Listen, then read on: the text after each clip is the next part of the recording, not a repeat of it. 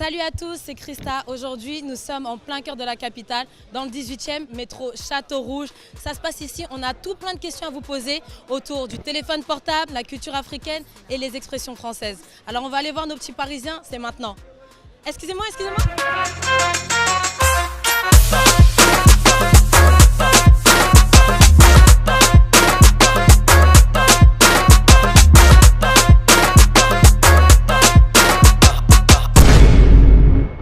Tu préfères ne pas te laver pendant 5 jours ou être privé de ton téléphone portable pendant 1 mois? Être privé de téléphone. Je préfère ne pas me laver pendant 5 jours que de ne pas avoir mon téléphone pendant 1 mois. Ah ouais? C'est impossible. Je ne peux pas vivre sans mon téléphone.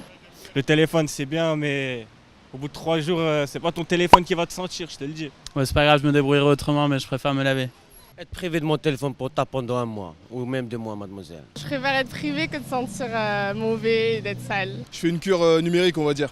C'est-à-dire en ce moment, ça fait 1 semaine, je suis plus trop sur mon téléphone, genre. Ah ouais? Donc je m'en bats les couilles, ouais. I prefer to shower for like 5 days and leave my phone because my body is very important.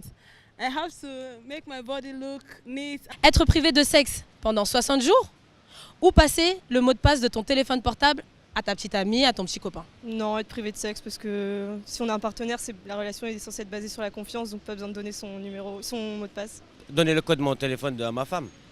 Après voilà, j'ai rien à cacher, je suis quelqu'un d'honnête avec ma femme, voilà. Du coup, je ne serai pas privé de faire le sexe pendant 60 jours, madame. Nous avons des hommes honnêtes, ça c'est très bien. Prenez exemple, voilà. Il en reste encore, on en trouve encore. Faut juste bien chercher. Je lui donne le mot de passe. Je lui donne aussi. Rien à cacher. C'est important le sexe. C'est très important. I prefer to give him my password. I can't just choose sexting him for like 60 days. C'est pas cool. Non, je préfère être privé du sexe, pas lui donner le mot de passe. Mon mot de passe, c'est pas un problème, je peux lui donner. Si elle trouve quelque chose de mauvais, c'est elle qui aurait cherché. Comme on dit chez nous au Cameroun, il cherche, il trouve, il supporte. That's it. Ça c'est la base des problèmes, ça. Ça sera plus que 60 jours si elle prend le téléphone. C'est bizarre, c'est chelou, mais je lui donne le mot de passe. Moi, je donne mon mot de passe. Elle peut pas être privée de sexe pendant 60 jours. Il connaît déjà mon mot de passe. Donc, moi, je me prive pas de sexe. En tout cas, elle ne se prive pas de sexe. Ton partenaire prend sa douche et laisse son téléphone déverrouillé sur la table. Quelle est ta réaction? 1. Curieuse, tu regardes directement. 2. Sereine, tu laisses. 3. Consciencieuse, tu te dis bon, il n'est pas verrouillé, pourquoi pas aller le verrouiller? Je vais peut-être pas le verrouiller parce que je m'en fous un peu. Par contre, je vais pas regarder parce que voilà, je pars du principe que ça sert à rien et voilà, non, je fais confiance quand même. J'aime pas que ma meuf elle touche à mon téléphone. Pareil pour moi, j'aime pas toucher à son téléphone. Tu vois, donc si elle allait prendre sa douche, elle a laissé, c'est déverrouillé, jamais je toucherai pas son téléphone. Avec ta copine, c'est un, mais avec ta partenaire idéale, vraiment ta vraie partenaire, c'est 2 ou 3. Normalement, tu es sûr et certain. 1, c'est si toi-même tu as des doutes, si toi-même t'es pas serein. Je regarde pas, mais s'il y a une notif qui apparaît comme ça, je jette un petit coup d'œil, je pense. Certainement, je vais pas le verrouiller.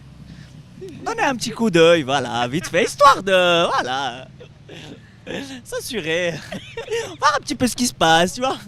Non, je vais même pas le toucher son téléphone. Enfin, sauf si j'ai un truc à y faire, mettre la musique ou quelque chose, mais sinon, c'est pas moi. Ah ouais, moi je fonce direct, ouais. T'as pas confiance? Si, mais genre pour voir comme ça, tu vois. Ouais. C'est jamais, hein. Je serai un malentendu. Je vais regarder, je vais tomber sur des trucs, ça va m'énerver, donc c'est mieux, je regarde pas. Et je lui fais confiance. Non, sereine. Faut pas être dans une dynamique toxique où on commence à regarder le téléphone de l'autre personne. D'accord. Je fais confiance, je touche pas à son téléphone. Ouais. Sûr ça? Sûr. Parce que je sais que je suis un vrai, tu vois. Elle sait qu'il n'y a pas mieux. Donc On te propose 2 semaines all inclusive, tout compris aux Bahamas, sans téléphone, ou 1 mois à Londres avec ton téléphone. 1 mois à Londres avec mon téléphone. Je vais causer avec mes amis, ma famille et tout. Être privé de ma famille et mes amis pendant 1 mois, c'est trop. Vous savez, madame, moi j'ai tellement envie de prendre des vacances. Je peux vous dire, j'y vais comme ça, sans téléphone, sans sac, sans vêtements, sans rien du tout. Juste pour revoir personne, aller tranquille, sans rien du tout, madame, il n'y a pas de problème. Les Bahamas, il n'y aura pas besoin de téléphone aux Bahamas. Bahamas, je pense. Bahamas sans hésiter. Je pense que je préférais Londres avec mon téléphone. Au Bahamas 2 semaines. Londres, c'est bon, On voit ce que c'est plutôt non, pas la même chose. Pas la même chose. T'auras pas ton téléphone? Ouais, mais c'est pas grave. C'est pas grave. Bahamas aussi, oui. Encore mieux. Bah, je profite encore mieux si j'ai pas mon téléphone. Bah oui. Bahamas, hein. C'est un rêve, ça, Bahamas. On va vous demander ce que signifient certaines expressions. Ok? Alors, que signifie l'expression avoir la frite? Si je ne dis pas une bêtise, j'espère bien avoir la trouille. Un truc de ce genre. Peut-être avoir la dalle, peut-être. Je sais pas moi. Avoir la frite. C'est avoir la forme, non? C'est être en forme, avoir la frite. Aucune idée.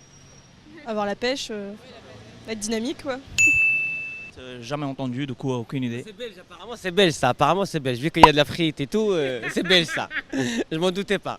Avoir la patate, la banane, non? C'est la même chose? Ouais, c'est ça, bingo. T'as la frite pour moi, c'est à la dalle. T'as envie, tu vois ce que je veux dire ou pas? C'est ça. L'expression avoir un poil dans la main. Avoir un poil à la main. Je sais pas.